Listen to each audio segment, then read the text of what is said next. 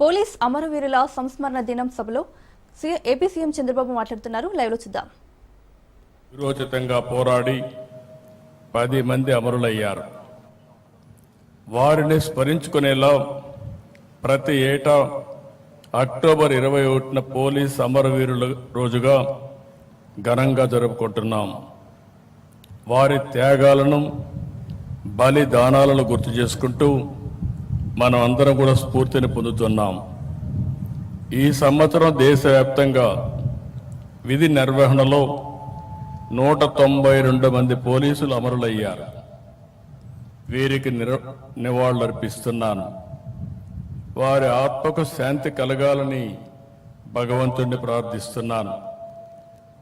ప్రజల రక్షణ కోసం ప్రాణాలు సైతం పణంగా పెడుతున్న పోలీసులంటే నాకు ఎప్పుడూ గౌరవం ఉంటుంది. మీరు చేసేది కేవలం ఉద్యోగం కాదు, మీరు చేసేది నిస్వార్థ సేవ, దేశం కోసం త్యాగం అని చెప్పి కూడా విజ్ఞప్తి చేస్తున్నాను.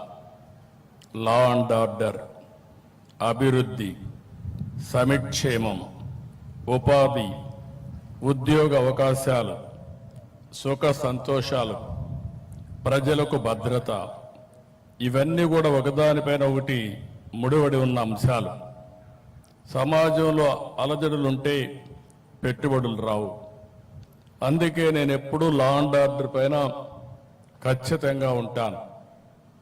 No compromise on crime, zero crime మన లక్ష్యంగా పనిచేయాల్సిన అవసరం ఉంది. ఏవి పోలీసులు అంటే ఒక బ్రాండ్. ఫ్యాక్షనిజం, నక్సలిజం, కమ్యూనిజం, రౌడీయిజాన్ని అణిచివేయడంలో మీరు దేశంలోనే మంచి పేరు తెచ్చుకున్నారు. ప్రమాదం కావచ్చు, నేరం కావచ్చు, విపత్తు కావచ్చు, కరోనా లాంటి మహమ్మారి కావచ్చు, ముందుండి ప్రజల కోసం మొదట అడుగు వేసేది పోలీసులే. మీ కుటుంబాలకు సమయం ఇవ్వరు, మీ పిల్లలతో గడపలేరు, ఎప్పుడు ఎటు పరిగెత్తాలో తెలియదు. పండగైనా, పబ్బం అయినా, ఎండైనా, వానైనా, పగలైనా, రాత్రైనా ప్రజల కోసం పరుగులు పెడతారు. ఎప్పుడు విధులకు వస్తారు. విధుల కోసం కుటుంబాలు వదిలి వస్తున్న మీకు తమ సంతోషాలను త్యాగం చేసి మీకు సహకరిస్తున్న మీ కుటుంబ సభ్యులందరికీ శిరస్సు వంచి నమస్కారాలు తెలియజేస్తున్నా, సెల్యూట్ చేస్తున్నా. హెల్మెట్ ధరించమని ప్రచారం చేస్తారు. డ్రగ్ వద్దు బ్రో చాటి చెప్తారు. మద్యం తాగి బండి నడపవద్దని హితం పలుకుతారు. స్పీడ్ థ్రిల్స్ బట్ కిల్స్ అని కామెంట్ చేస్తారు. ఇవన్నీ ఎవరి కోసరం? ప్రజల కోసమే. మన కుటుంబ సభ్యులు ఎలా మన గురించి ఆలోచిస్తారో ఆ విధంగా ఆలోచించి మన రక్షణ కోసం అనునిత్యం రోడ్డు మీద ఉండే పనిచేసే వాళ్ళు పోలీస్ సోదరులు. అందుకే వారంటే నాకెంతో అభిమానం. పోలీసులంటే కఠినత్వంతో ఉంటారని అనుకుంటారు, కానీ మానవత్వంతో వ్యవహరించేది వాళ్లే. ఏలూరులో జరిగిన సంఘటనగా నాకు గుర్తుంది. ఒక మధ్యతరగతి మహిళ దివ్యాంగురైన తన కూతుర్ని రోజు స్కూల్లో డ్రాప్ చేసి రావడం కోసం కష్టపడి ఒక బైక్ కొనుక్కుంది. కానీ ఎవరో ఆ బైక్ దొంగతనం చేశారు. దీంతో బిడ్డను స్కూలుకు పంపలేక ఆ తల్లి ఎంతో ఆవేదన చెందింది. ఏలూరు పోలీసులు కష్టపడి ఆ దొంగను పట్టుకుని బైక్ తిరిగి ఆమెకి ఇచ్చారు. అప్పుడు ఆ తల్లి ఆనందం చూడాలి. అది నిజమైన పోలీస్ అంటే, అదే నిజమైన మానవత్వం. మొన్న విజయవాడలో పేద పిల్లలు చెప్పులు లేకుండా వెళుతుంటే అక్కడ చూసిన Penamaluru police station head constable Venkataratnam గారు పిల్లలకు అక్కడికక్కడ చెప్పులు కొనిపెట్టి పంపారు. నేను చెప్పేటి మాత్రం కొన్ని ఉదాహరణలే. ఇలా ప్రతి జిల్లాలో, ప్రతి స్టేషన్లో ప్రజల ఆస్తులు కాపాడాలనే తపన పడే సిబ్బంది ఉన్నారు. మానవత్వంతో స్పందించే పోలీస్ అధికారులు కూడా ఉన్నారు.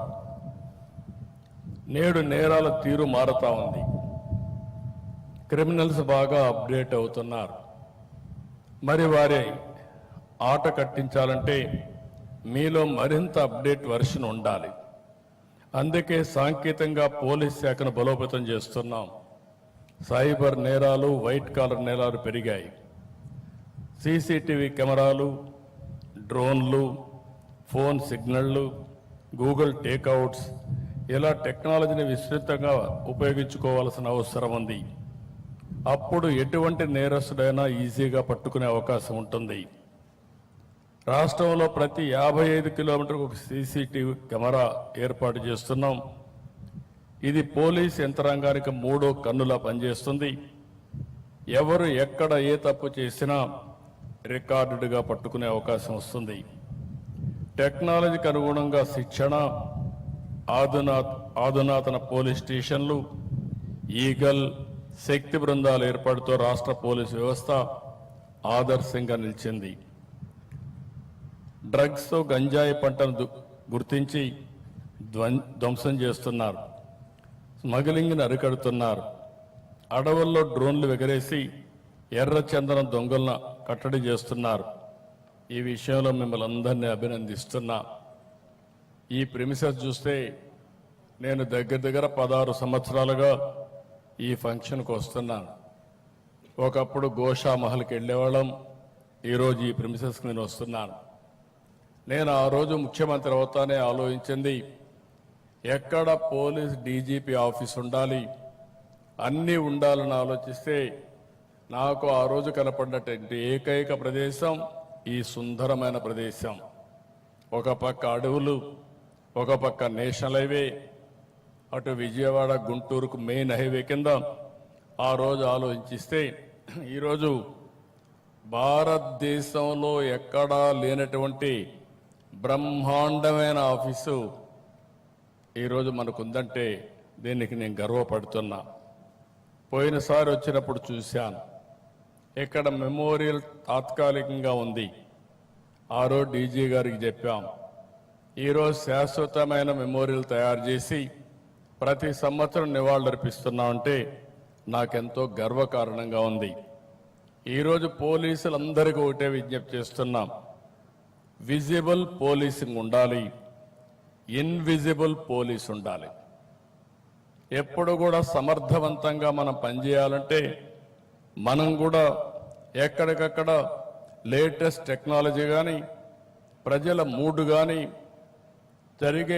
జరిగే నేరాలు, జరగబోయే నేరాలని అధ్యయనం చేసే పవిత్రమైన పరిశోధనా కేంద్రాలయంగా ఈ డీజీపీ ఆఫీస్ ఉండాల్సిన అవసరం ఉంది.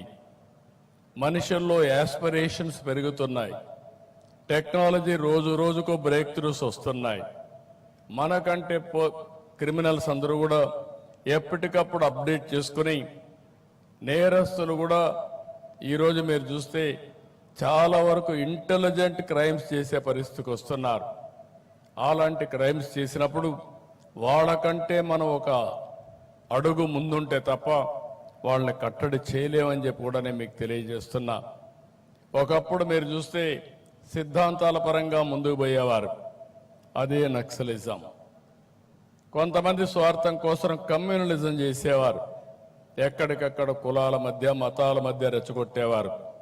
ఇంకో పక్క మీరు చూస్తే ఆధిపత్యం కోసం ముఠా నాయకత్వాన్ని ఏర్పాటు చేసేవారు. ఇంకో పక్క డబ్బుల కోసం రౌడీజం చేసి అది ముఠాలుగా తయారై ఓసారి ఇంటర్నేషనల్ ముఠాలుగా కూడా తయారయ్యే పరిస్థితికి వచ్చారు. ఇవన్నీ తుదముట్టించాలంటే పోలీసు వ్యవస్థ సమర్థవంతంగా ఉండాలి. పోలీస్ అంటే భయం ఉండాలి.